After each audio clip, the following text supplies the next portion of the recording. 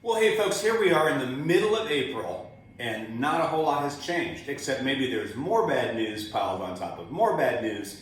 And our current reality is that for most of us, we are working from home.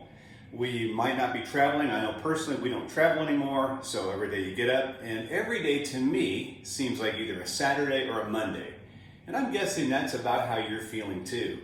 And what's really, really interesting when you think back on what life was before all of this happened is that we would go about normal routines. For example, you get up in the morning and you go to work. And if you weren't feeling it that day, you really didn't like your job, you didn't like your boss, what would you do? You would put on a mask and you would fake it.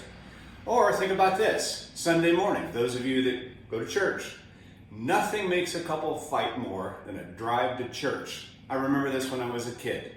And so what happens when you roll up in the parking lot after this big argument in the car? You get out, you put on your face, and suddenly you're, hello, I'm whatever. God bless you. Everybody's got a mask. Or maybe you got a gift. Maybe it was a very special Mother's Day gift.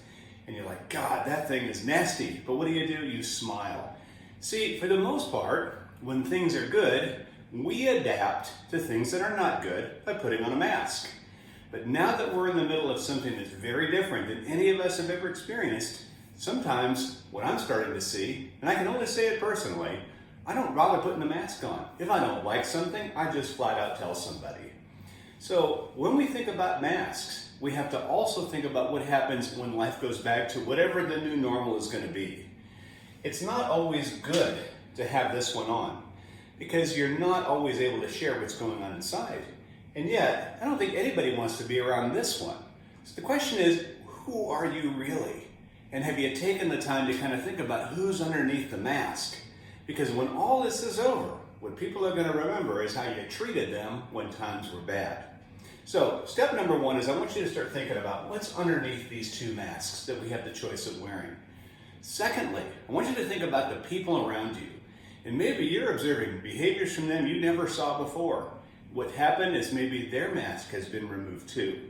Now, to help you decipher that even more, I want to make another call for you to sign up for our April 29th webinar, What's Underneath the Mask? Now, this one's going to cost you $20, but here's the deal. You can get you a decent bottle of wine for about $18. You can get some really cheap bourbon.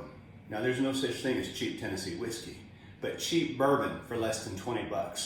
So maybe, why not spend the $20 on something that will help you build better relationships, bring the best of you into the workplace, and be able to make you more successful when we all go back to normal. So this week, think about which mask are you wearing and what's underneath the mask.